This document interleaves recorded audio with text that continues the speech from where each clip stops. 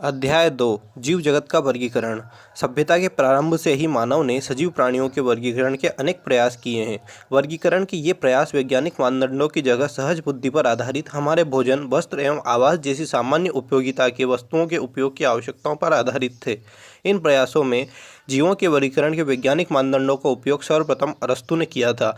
उन्होंने पादपों को सरल आकारिक लक्षणों के आधार पर वृक्ष, झाड़ी एवं शाक में वर्गीकृत किया था, जबकि उन्होंने प्राणियों का वर्गीकरण लाल रक्त की उपस्थिति अथवा अनुपस्थिति के आधार पर किया था।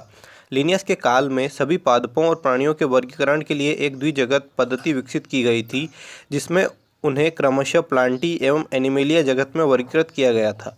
इस पद्धति के अनुसार यूकेरियोटी एवं प्रोकैरियोटी, एक कोशिक एवं बहुकोशिक तथा प्रकाश संश्लेषी एवं अप्रकाश संश्लेषी के बीच विभेद स्थापित करना संभव नहीं था। पादपों एवं प्राणियों पर आधारित यह वर्गीकरण आसान एवं सरलता से समझे जाने के बावजूद बहुत से जीवधारियों को इनमें से किसी भी वर्ग में रखना संभव नहीं था। इसी कारण अत्यंत लंबे समय से चली आ रही वर्गीकरण की द्विजगत पद्धति अपर्याप्त सिद्ध हो रही थी। इसके अतिरिक्त वर्गीकरण के लिए आकारिकी के साथ साथ कोशिका संरचना, कोशिका भित्ति के लक्षण, पोषण की विधि, आवास, प्रजनन की विधियां एवं विकासी संबंधों को भी समाहित करने की आवश्यकता महसूस की जाने लगी। अतः समय के साथ साथ सजीवों के वर्गीकरण की पद्धति में अनेक परिवर्तन आए हैं। पादप एवं प्राणी जगत के वर्गीकरण की इन कठिन पद्धतियों, जिनमें सम्मिलित समूहों या जीवधारियों में होने वाले परिवर्तन शामिल हैं, सदा ही समाविष्ट रहे हैं। इसके अतिरिक्त जीवधारियों के विभिन्न जगत की संख्या एवं उनके लक्षणों की विभिन्न वैज्ञानिकों द्वारा अलग अलग व्याख्या की गई है। सन 1969 में R.H. विटेकर द्वारा एक 5 जगत वर्गीकरण की पद्धति प्रस्तावित की गई थी। इस पद्धति के अंतर्गत सम्मिलित किए जाने वाले जगतों के नाम मोनेरा, प्रोटिस्टा, फंजाई, प्लांटी एवं एनिमेलिया है। कोशिका संरचना, शारीरिक संरचना, पोषण की प्रक्रिया, प्रजनन एवं जाति वृत्तीय संबंध उनके वर्गीकरण की पद्धति के मुख्य प्रमुख मानदंड थे। तालिका 2.1 में इन सभी जगतों के विभिन्न लक्षणों का एक तुलनात्मक विवरण दिया गया है। अब हम 5 जगत वर्गीकरण से जुड़े मुद्दों एवं धारणाओं पर विचार करेंगे, जिससे वर्गीकरण की यह पद्धति प्रभावित है। इससे पहले कि वर्गीकरण पद्धति के अंतर्गत बैक्टीरिया, नीलहरित शैवाल, फंजाई यानी मॉस, फर्न, जिम्नोस्पर्म एवं एंजियोस्पर्म को पादपों के साथ रखा गया था, इस जगत के समस्त जीवों की कोशिकाओं में कोशिका भित्ति का उपस्थित रहना एक समानता थी, जबकि उनके अन्य लक्षण एक दूसरे से एकदम अलग थे। जीवन की 3 अनुक्षेत्र पद्धतियां भी प्रस्तावित की गई थी, जिसमें मोनेरा जगत को 2 अनुक्षेत्रों में वर्गीकृत किया गया तथा सारे यूकेरियोटिक जगत को तीसरे अनुक्षेत्र में रखा गया। अतः एक षट जगत वर्गीकरण पद्धति भी प्रस्तावित की गई। आप इस पद्धति के विषय में विस्तार से उच्च कक्षाओं में पढ़ेंगे। प्रोकैरियोटिक बैक्टीरिया तथा नीलहरित शैवाल या साइनोबैक्टीरिया को अन्य यूकेरियोटिक जीवों के साथ वर्गीकृत कर दिया गया। इस पद्धति के अनुसार एक कोशिक जीव को बहुकोशिक जीवों के साथ वर्गीकृत किया गया, जैसे क्लाइडोमोनास एवं स्पायरोगायरा शैवाल। इस वर्गीकरण में कवकों जैसे परपोषी का हरित पादपों जैसे स्वपोषी के बीच भी विभेद नहीं किया गया, जबकि कवकों की कोशिका भित्ति काइटिन की एवं हरित पादपों की सेलुलोज की बनी होती है। इन्हीं लक्षणों को ध्यान में रखते हुए कवकों को एक अलग जगत फंजाई के अंतर्गत रखा गया है। सभी प्रोकैरियोटिक जीवधारियों के साथ मोनेरा तथा एक कोशिक जीवधारियों को प्रोटिस्टा जगत के अंतर्गत रखा गया है। प्रोटिस्टा जगत के अंतर्गत कोशिका भित्ति युक्त क्लेमाइडोमोनास एवं क्लोरेला, जिन्हें पहले पादपों के अंतर्गत शैवाल में रखा गया था, पैरामीशियम एवं अमीबा, जिन्हें पहले प्राणी जगत में रखा गया था, के साथ रखा गया है, जिनमें कोशिका भित्ति नहीं पाई जाती है। इस प्रकार इस पद्धति में अनेक जीवधारियों को एक साथ रखा गया है, जिन्हें पहले की पद्धतियों में अलग अलग रखा गया था। ऐसा वर्गीकरण के मानदंडों में परिवर्तन के कारण हुआ है। इस प्रकार के परिवर्तन भविष्य में भी हो सकते हैं, जो लक्षणों तथा विकासी संबंधों के प्रति हमारी समझ में सुधार पर निर्भर होगी। समय के साथ साथ वर्गीकरण की एक ऐसी पद्धति विकसित करने का प्रयास किया गया है जो न सिर्फ आकारिकी, कायिक एवं प्रजनन संबंधी समानताओं पर आधारित हो, बल्कि जाति वृत्तीय हो और विकासी संबंधों पर भी आधारित हो। इस अध्याय में हम विटेकर पद्धति के अंतर्गत मोनेरा, प्रोटिस्टा एवं फंजाई के लक्षणों का अध्ययन करेंगे। प्लांटी एवं एनिमेलिया जगत, जिन्हें सामान्य भाषा में क्रमशः पादप एवं प्राणी जगत कहते हैं, की चर्चा आगे के 2 अध्यायों में अलग अलग करेंगे। 2.1 मोनेरा जगत। सभी बैक्टीरिया मोनेरा जगत के अंतर्गत आते हैं। ये सूक्ष्म जीवियों में सर्वाधिक संख्या में होते हैं और लगभग सभी स्थानों पर पाए जाते हैं। मुट्ठी भर मिट्टी में सैकड़ों प्रकार के बैक्टीरिया देखे गए हैं। ये गर्म जल के झरनों, मरुस्थल, बर्फ एवं गहरे समुद्र जैसे विषम एवं प्रतिकूल वास स्थानों, जहाँ दूसरे जीव मुश्किल से ही जीवित रह पाते हैं, में भी पाए जाते हैं। कई बैक्टीरिया तो अन्य जीवों पर या उनके भीतर परजीवी के रूप में रहते हैं। बैक्टीरिया को उनके आकार के आधार पर 4 समूहों गोलाकार कोकस, छड़ाकार बेसिलस, कोमा आकार की विब्रियम तथा सर्पिला आकार स्पाइरिलम में बांटा गया है। यद्यपि संरचना में बैक्टीरिया अत्यंत सरल प्रतीत होते हैं, परंतु इनका व्यवहार अत्यंत जटिल होता है। उपापचय की दृष्टि से अन्य जीवधारियों की तुलना में बैक्टीरिया में बहुत अधिक विविधता पाई जाती है। उदाहरण स्वरूप वे अपना भोजन अकार्बनिक पदार्थों से संश्लेषित कर सकते हैं। ये प्रकाश संश्लेषी स्वपोषी अथवा रसायन संश्लेषी स्वपोषी होते हैं, अर्थात वे अपना भोजन स्वयं संश्लेषित नहीं करते, अपितु भोजन के लिए अन्य जीवधारियों अथवा मृत कार्बनिक पदार्थों पर निर्भर रहते हैं। 2.1.1 आद्य बैक्टीरिया। ये विशिष्ट प्रकार के बैक्टीरिया होते हैं। ये बैक्टीरिया अत्यंत कठिन वास स्थानों जैसे अत्यंत लवणीय क्षेत्र हेलोफी, गर्म झरने थर्मोएसिडोफिलस एवं कच्छ क्षेत्र मेथेनोजन में पाए जाते हैं। आद्य बैक्टीरिया तथा अन्य बैक्टीरिया की कोशिका भित्ति की संरचना एक दूसरे से भिन्न होती है। यही लक्षण उन्हें प्रतिकूल अवस्थाओं में जीवित रखने के लिए उत्तरदायी है। मेथेनोजन अनेक रूमिनेंट पशुओं जैसे गाय एवं भैंस के आंत्र में पाए जाते हैं तथा इनके गोबर से मीथेन जैव गैस का उत्पादन करते हैं। 2.1.2 यू बैक्टीरिया। हजारों यू बैक्टीरिया अथवा वास्तविक बैक्टीरिया की पहचान एक कठोर कोशिका भित्ति में एक कशाब यानी चल बैक्टीरिया द्वारा की जाती है। साइनोबैक्टीरिया, जिन्हें नील हरित शैवाल भी कहते हैं, में हरित पादपों की तरह क्लोरोफिल ए पाया जाता है तथा ये प्रकाश संश्लेषी स्वपोषी होते हैं। चित्र 2.2 साइनोबैक्टीरिया एक कोशिक क्लोनीय अथवा तंतुमय अलवण जलीय समुद्री तथा स्थलीय शैवाल है। इनकी क्लोनी प्रायः जेलीनुमा आवरण से ढकी रहती है जो प्रदूषित जल में बहुत फलते फूलते हैं। बैक्टीरिया जैसे नोस्टोक एवं एनाबिना पर्यावरण के नाइट्रोजन को टेट्रोसिस्ट नामक विशिष्ट कोशिकाओं द्वारा स्थिर कर सकते हैं। रसायन संश्लेषी बैक्टीरिया नाइट्रेट, नाइट्राइट एवं अमोनिया जैसे विभिन्न अकार्बनिक पदार्थों को ऑक्सीकृत कर उनसे मुक्त ऊर्जा का उपयोग एटीपी उत्पादन के लिए करते हैं। ये नाइट्रोजन, फास्फोरस, आयरन एवं सल्फर जैसे पोषकों के पुनर्चक्रण में महत्वपूर्ण भूमिका निभाते हैं। परपोषी बैक्टीरिया प्रकृति में बहुलता से पाए जाते हैं और इनमें अधिकतर महत्वपूर्ण अपघटक होते हैं। इन परपोषी बैक्टीरिया में से अनेक का मनुष्य के जीवन संबंधी गतिविधियों पर महत्वपूर्ण प्रभाव पड़ता है। यह दूध से दही बनाने में, प्रतिजैविकों के उत्पादन में, लेग्यूम पादप की जड़ों में नाइट्रोजन स्थिरीकरण में सहायता करते हैं। कुछ बैक्टीरिया रोगजनक होते हैं जो मनुष्यों, फसलों, फार्म एवं पालतू पशुओं को हानि पहुँचाते हैं। विभिन्न बैक्टीरिया के कारण हैजा, टाइफाइड, टिटनेस, साइटस, कैंकर जैसी बीमारियां होती हैं। बैक्टीरिया प्रमुख रूप से कोशिका विभाजन द्वारा प्रजनन करते हैं। कभी कभी विपरीत परिस्थितियों में ये बीजाणु बनाते हैं। ये लैंगिक प्रजनन भी करते हैं जिनमें एक बैक्टीरिया से दूसरे बैक्टीरिया में डीएनए का पुरातन स्थानांतरण होता है। माइकोप्लाज्मा ऐसे जीवधारी हैं जिनमें कोशिका भित्ति बिल्कुल नहीं पाई जाती है। ये सबसे छोटी जीवित कोशिकाएं हैं जो ऑक्सीजन के बिना भी जीवित रह सकती हैं। अनेक माइकोप्लाज्मा प्राणियों और पादपों के लिए रोगजनक होती हैं। 2.2 प्रोटिस्टा जगत। सभी एक कोशिक यूकेरियोटिक को प्रोटिस्टा के अंतर्गत रखा गया है, परंतु इस जगत की सीमाएं ठीक तरह से निर्धारित नहीं हो पाई हैं। एक जीव वैज्ञानिक के लिए जो प्रकाश संश्लेषी प्रोटिस्टा है वही दूसरे के लिए एक पादप हो सकता है।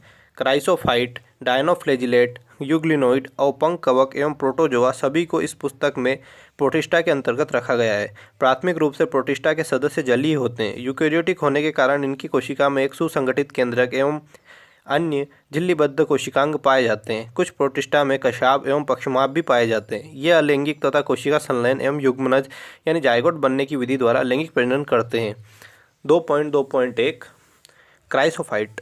इस समूह के अंतर्गत डाई एटम तथा सुनहरे शैवाल आते हैं। ये स्वच्छ जल एवं लवणीय यानी समुद्री पर्यावरण दोनों में पाए जाते हैं। ये अत्यंत सूक्ष्म होते हैं तथा जलधारा के साथ निश्चित रूप से बहते हैं। डाई एटम में कोशिका भित्ति साबुनदानी की तरह इसी के अनुरूप 2 अतिछादित कवच बनाती है। इन भित्तियों में सिलिका होती है जिस कारण ये नष्ट नहीं होते हैं। इस प्रकार मत डाई एटम अपने परिवेश वास स्थान में कोशिका भित्ति के अवशेष बहुत बड़ी संख्या में छोड़ जाते हैं। करोड़ों वर्षों में जमा हुए इस अवशेष को डाई एटमी मृदा कहते हैं। कणमय होने के कारण इस मृदा का उपयोग पॉलिश करने, तेलों तथा सिरप के निस्यंदन में होता है। ये समुद्र के मुख्य उत्पादक हैं। 2.2.2 डायनोफ्लैजिलेट। ये जीवधारी मुख्यतः समुद्री एवं प्रकाश संश्लेषी होते हैं। इनमें उपस्थित प्रमुख वर्णकों के आधार पीले, हरे, भूरे, नीले अथवा लाल दिखते हैं। इनकी कोशिका भित्ति के बाह्य सतह पर सेल्यूलोज की कड़ी पट्टिकाएं होती हैं। अधिकतर डायनोफ्लैजिलेट में 2 कशाब होते हैं जिसमें एक लंबवत तथा दूसरा अनुप्रस्थ रूप से भित्ति पट्टिकाओं के बीच की खांच में उपस्थित होता है। प्रायः लाल डायनोफ्लैजिलेट की संख्या में विस्फोट होता है, जिससे समुद्र का जल लाल दिखने लगता है। इतनी बड़ी संख्या के जीव से निकले जीव विष के कारण मछली एवं अन्य समुद्री जीव मर जाते हैं। उदाहरण के लिए गोनियालिक्स। 2.2.3 यूग्लिनोइड। इनमें से अधिकांशतः स्वच्छ जल में पाए जाने वाले जीवधारी हैं, जो स्थिर जल में पाए जाते हैं। इनमें कोशिका भित्ति की जगह एक प्रोटीन युक्त पदार्थ की परत पेलिकल होती है, जो इनकी संरचना को लचीला बनाती है। इनमें 2 कशाभ होते हैं, जिसमें एक छोटा तथा दूसरा लंबा होता है। यद्यपि सूर्य के प्रकाश की उपस्थिति में ये प्रकाश संश्लेषी होते हैं, लेकिन सूर्य के प्रकाश के नहीं होने पर अन्य सूक्ष्म जीवधारियों का शिकार कर परपोषी की तरह व्यवहार करते हैं। आश्चर्यजनक रूप से यूग्लिनोइड में पाए जाने वाले वर्णक उच्च पादपों में उपस्थित वर्णकों के समान होते हैं। उदाहरण के लिए यूग्लिना। चित्र 2.4। 2.2.4 औपंक कवक। औपंक कवक मृतपोषी प्रोटिस्टा है। ये सड़ती हुई टहनियों तथा पत्तों के साथ गति करते हुए जैविक पदार्थों का भक्षण करते हैं। अनुकूल परिस्थितियों में ये समूह प्लाज्मोडियम बनाते हैं, जो कई फीट तक की लंबाई का हो सकता है। प्रतिकूल परिस्थितियों में ये बिखरकर सिरों पर बीजाणुयुक्त फलनकाय बनाते हैं। इन बीजाणुओं का परिक्षेपण वायु के साथ होता है। 2.2.5 प्रोटोजोआ। सभी प्रोटोजोआ परपोषी होते हैं, जो परभक्षी अथवा परजीवी के रूप में रहते हैं। ये प्राणियों के पुरातन संबंधी हैं। प्रोटोजोआ को 4 प्रमुख समूहों में बांटा जा सकता है। अमीबीय प्रोटोजोआ। ये जीवधारी स्वच्छ जल, समुद्री जल तथा नम मृदा में पाए जाते हैं। ये अपने कुटपादों की सहायता से अपने शिकार को पकड़ते हैं। इनके समुद्री प्रकारों की सतह पर सिलिका के कवच होते हैं। इनमें से कुछ जैसे एंट अमीबी परजीवी होते हैं। कशाभी प्रोटोजोआ। इस समूह के सदस्य स्वच्छंद अथवा परजीवी होते हैं। इनके शरीर पर कशाभ पाया जाता है। परजीवी कशाभी प्रोटोजोआ बीमारी के कारण है, जिनसे निद्रालु व्याधि नामक बीमारी होती है। उदाहरण के लिए ट्रिपेनोसोमा। पक्षमाभी प्रोटोजोआ। ये जलीय तथा अत्यंत सक्रिय गति करने वाले जीवधारी हैं, क्योंकि इनके शरीर पर हजारों की संख्या में पक्षमाभ पाए जाते हैं। इनमें एक गुहा ग्रसिका होती है, जो कोशिका की सतह के बाहर की तरफ खुलती है। पक्षमाभों की लय बद्ध गति के कारण जल से पूरित भोजन गलेट की तरफ भेज दिया जाता है। उदाहरण के लिए पैरामीशियम। स्पोरोजोआ। इस समूह में वे विविध जीवधारी आते हैं, जिनके जीवन चक्र में संक्रमण करने योग्य बीजाणु जैसी अवस्था पाई जाती है। इसमें सबसे कुख्यात प्लाज्मोडियम मलेरिया परजीवी प्रजाति है, जिसके कारण मानव की जनसंख्या पर आघात पहुँचने वाला प्रभाव पड़ा है। 2.3 कवक। फंजाई जगत। परपोषी जीवों में फंजाई का जीव जगत में विशेष अद्भुत स्थान है। इनकी आकारिकी तथा वास स्थानों में बहुत विभिन्नता होती है। आपने नम रोटी व सड़े हुए फलों में कवक को देखा होगा। सामान्य मशरूम तथा टोडस्टूल भी फंजाई हैं। सरसों की पत्तियों पर स्थित सफ़ेद धब्बे परजीवी फंजाई के कारण होते हैं। कुछ एक कोशिक फंजाई जैसे यीस्ट का उपयोग रोटी तथा बियर बनाने के लिए किया जाता है। अन्य फंजाई पौधों तथा जंतुओं के रोग के कारण होते हैं। उदाहरण के लिए गेहूं में कीट रोग पक्सीनिया के कारण होता है। कुछ फंगल जैसे पेनिसिलियम से प्रतिजैविक एंटीबायोटिक का निर्माण होता है। फंजाई विश्वव्यापी है और ये हवा, जल, मिट्टी में तथा जंतुओं में पौधों पर पाए जाते हैं। ये गर्म तथा नम स्थलों पर सरलता से उग जाते हैं। क्या आपने कभी सोचा है कि हम अपने भोजन को रेफ्रिजरेटर में क्यों रखते हैं? हाँ, इससे हम अपने भोजन को बैक्टीरिया अथवा फंजाई के कारण खराब होने से बचाते हैं। फंजाई तंतुमयी है, लेकिन यीस्ट जो एक कोशिक है, इसका अपवाद है। ये लंबी पतली धागे की तरह संरचनाएं होती है, जिन्हें कवक तंतु कहते हैं। कवक तंतु के जाल को कवक जाल या माइसीलियम कहते हैं। कुछ कवक तंतु सतत नलिकाकार होते हैं, जिनमें बहुकेंद्रित कोशिका द्रव्य साइटोप्लाज्म में भरा होता है, जिन्हें संकोशिकीय कवक तंतु कहते हैं। अन्य कवक तंतुओं में पट्टी होते हैं। फंजाई की कोशिका भित्ति काइटिन तथा पॉलीसेकेराइड की बनी होती है। अधिकांश फंजाई परपोषित होती है। वे मृत बसट्रेट से घुलनशील कार्बनिक पदार्थों को अवशोषित कर लेती है, अतः इन्हें मृतजीवी कहते हैं। जो फंजाई सजीव पौधों तथा जंतुओं पर निर्भर करती है, उन्हें परजीवी कहते हैं। ये शैवाल तथा लाइकेन के साथ तथा उच्च वर्गीय पौधों के साथ कवक मूल बनाकर भी रह सकते हैं। ऐसी फंजाई सहजीवी कहलाती है। फंजाई में जनन कायिक खंडन, विखंडन तथा मुकुलन विधि द्वारा होता है। अलैंगिक जनन बीजाणु, जिसे कोनिडिया कहते हैं, अथवा धानी बीजाणु अथवा चल बीजाणु द्वारा होता है। लैंगिक जनन उस्पोरा, एस्कस बीजाणु तथा बेसिडियम बीजाणु द्वारा होता है। विभिन्न बीजाणु सुस्पष्ट संरचनाओं में उत्पन्न होते हैं, जिन्हें फलनकाय कहते हैं। लैंगिक चक्र में निम्नलिखित 3 सोपान होते हैं। पहला, 2 चल अथवा अचल युग्मकों के प्रोटोप्लाज्म का संलयन होना, इस क्रिया को प्लाज्मोगेमी कहते हैं। दूसरा, 2 केंद्रकों का संलयन होना, जिसे केंद्रक संलयन कहते हैं। तीसरा, युग्मनज में मियोसिस के कारण अगुणित बीजाणु बनना। लैंगिक प्रजनन में संयोज संगम के दौरान दो अगुणित कवक तंतु पास पास आते हैं और संलयित हो जाते हैं। कुछ फंजाई में दो गुणित कोशिकाओं में संलयन के तुरंत बाद एक द्विगुणित 2n कोशिका बन जाती है। यद्यपि अन्य फंजाई एस्कोमाइसिटीज में एक मध्यवर्ती द्विकेंद्र की अवस्था n+n अर्थात एक कोशिका में दो केंद्रक बनते हैं। ऐसी परिस्थिति को केंद्रक युग्म कहते हैं तथा इस अवस्था को फंगस की द्विकेंद्रक प्रावस्था कहते हैं। बाद में पितृ केंद्रक संलयन हो जाता है और कोशिका द्विगुणित बन जाती है। फंजाई फलनकाय बनाती है जिसमें न्यूनीकरण विभाजन होता है, जिसके कारण अगुणित बीजाणु बनते हैं। कवक जाल की आकारिकी, बीजाणु बनने तथा फलनकाय बनने की विधि जगत को विभिन्न वर्गों में विभक्त करने का आधार बनते हैं। 2.3.1 फाइकोमाइसिटीज। फाइकोमाइसिटीज जलीय आवासों, गली सड़ी लकड़ी, नम तथा सीलन भरे स्थानों अथवा पौधों पर अविकल्पी परजीवी के रूप में पाए जाते हैं। कवक जाल अपटीय तथा बहुकेंद्रित होता है। अलैंगिक जनन चल बीजाणु अथवा अचल बीजाणु द्वारा होता है। ये बीजाणुधानी में अंतर्जातीय उत्पन्न होते हैं। दो युग्मकों के संलयन से युग्माणु बनते हैं। इन युग्मकों की आकारिकी एक जैसी समयुग्मकता अथवा भिन्न असमयुग्मकी अथवा विषम युग्मकी हो सकती है। इसके सामान्य उदाहरण हैं म्यूकर, राइजोपस यानी रोटी के कवक, पहले ही बता चुके हैं, तथा एल्बुगो, सरसों पर परजीवी फंजाई है। 2.3.2 एस्कोमाइसिटीज। इसे सामान्यतः थैली फंजाई भी कहते हैं। विरले पाए जाने वाले एस्कोमाइसिटीज एक कोशिक जैसे यीस्ट के अलावा ये बहुकोशिक जैसे पेनिसिलियम होती है। ये मृतजीवी, अपघटक, परजीवी अथवा शमलरागी यानी पशु विष्ठा पर उगने वाली होते हैं। कवक जाल शाखी तथा पटी होता है।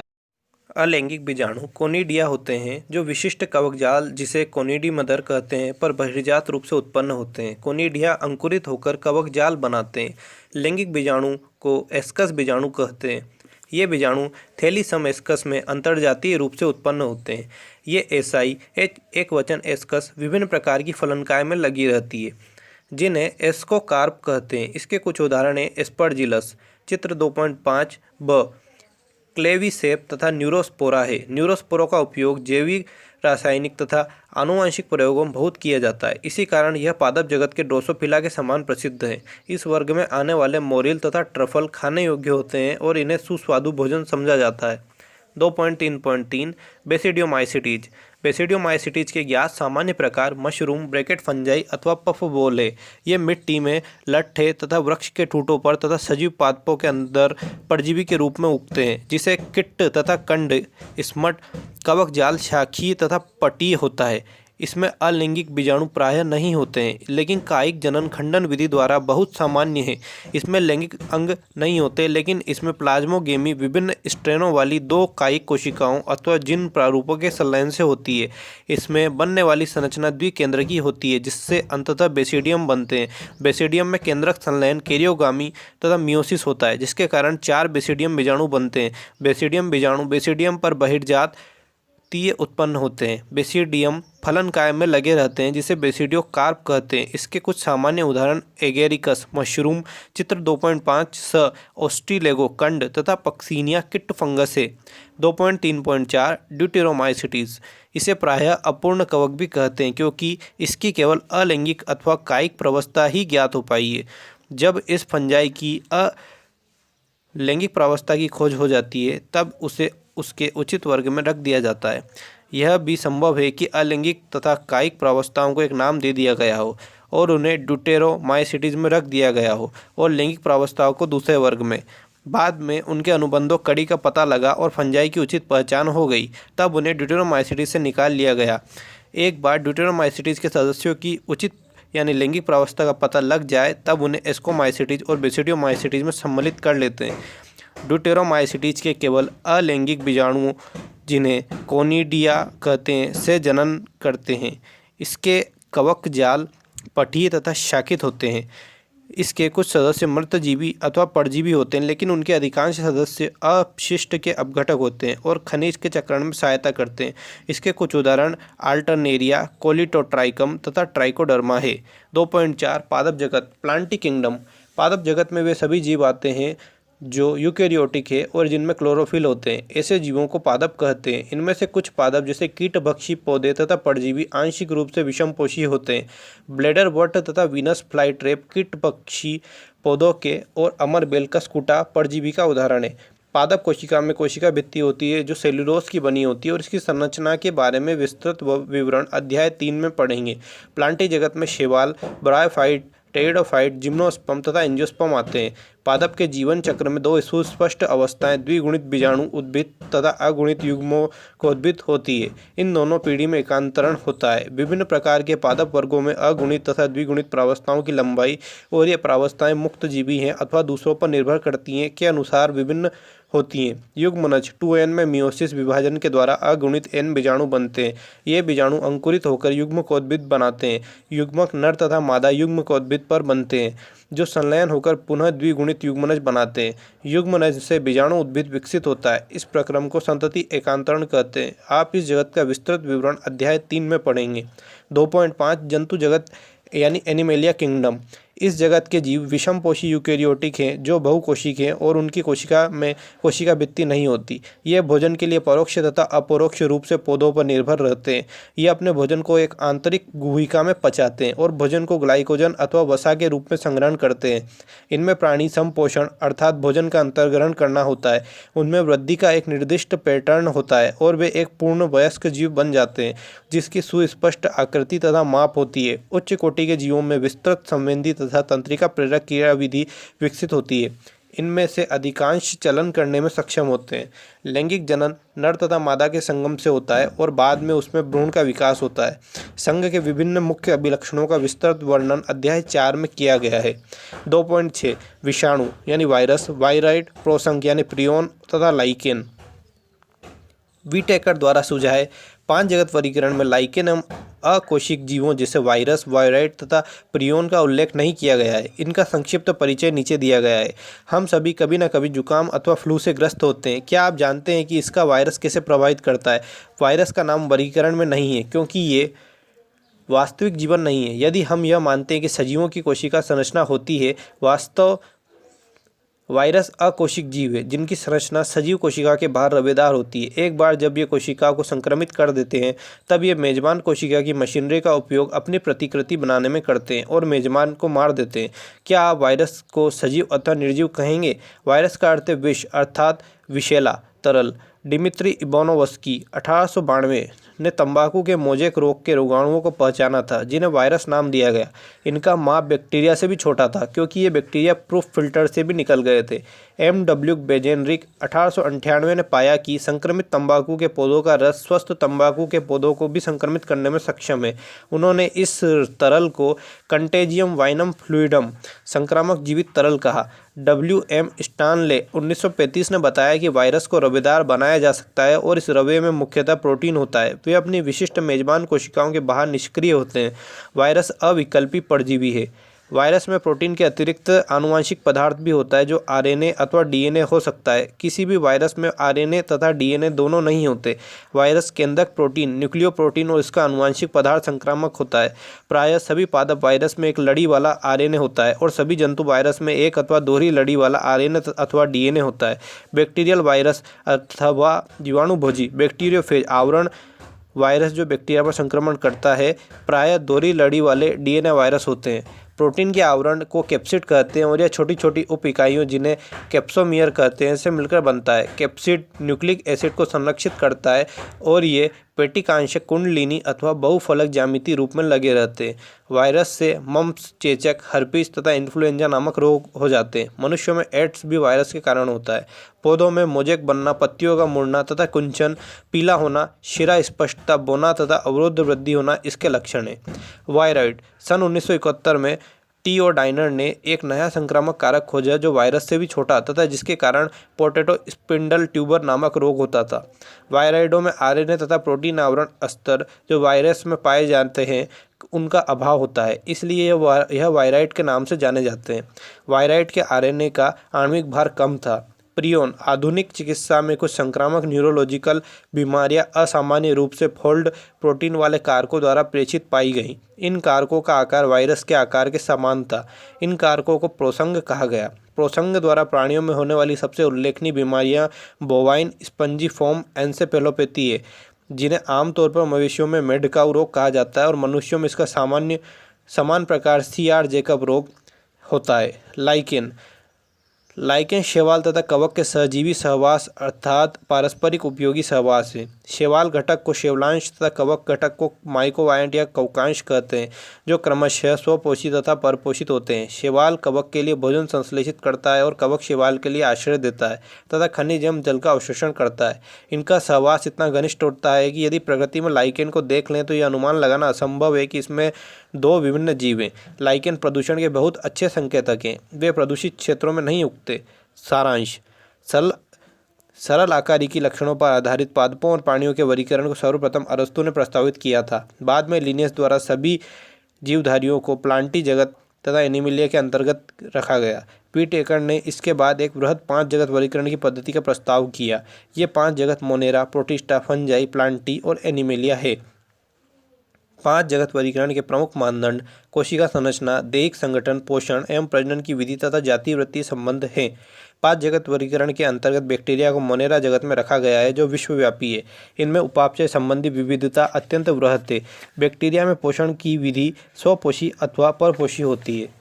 प्रोटिस्टा जगत में क्राइसोफाइट, डायनोफ्लैजिलेट, ड्यूग्लिनोइड, अवपंग कवक एवं प्रोटोजोआ जैसे एक कोशिक यूकेरियोटिक जीवधारी सम्मिलित किए गए हैं। प्रोटिस्टा जीवधारियों की कोशिका में संगठित केंद्रक तथा झिल्लीबद्ध कोशिकांग पाए जाते हैं। इनमें प्रजनन अलैंगिक तथा लैंगिक दोनों प्रकार का होता है। कवक जगत की संरचना तथा आवास में बहुत विभिन्नताएं होती हैं। अधिकांश कवक में मृतजीवी प्रकार का पोषण होता है, उनमें लैंगिक तथा अलैंगिक जनन होता है। इस जगत के अंतर्गत 4 वर्ग फाइकोमाइसिटीज, एस्कोमाइसिटीज, बेसिडियोमाइसिटीज तथा ड्यूटेरोमाइसिटीज आते हैं। पादप जगत में सभी यूकेरियोटिक क्लोरोफिल युक्त जीव आते हैं। शैवाल, ब्रायोफाइटा, टेरिडोफाइटा, जिम्नोस्पर्म तथा एंजियोस्पर्म इस वर्ग में आते हैं। पौधों के जीवन चक्र में पीढ़ी युग्मकोद्भिद और बीजाणु उद्भिद में एकांतरण होता है। परपोषित यूकेरियोटिक बहुकोशिक जीवों जिनकी कोशिका में कोशिका भित्ति नहीं होती, उन्हें एनिमेलिया किंगडम में शामिल किया गया है। इन जीवों में पोषण प्राणीसम होता है। इनमें प्रायः लैंगिक जनन होता है। कुछ अकोशिक जीव जैसे वायरस तथा विरोइड एवं लाइकेन को वर्गीकरण के 5 जगत प्रणाली में नहीं रखा गया है।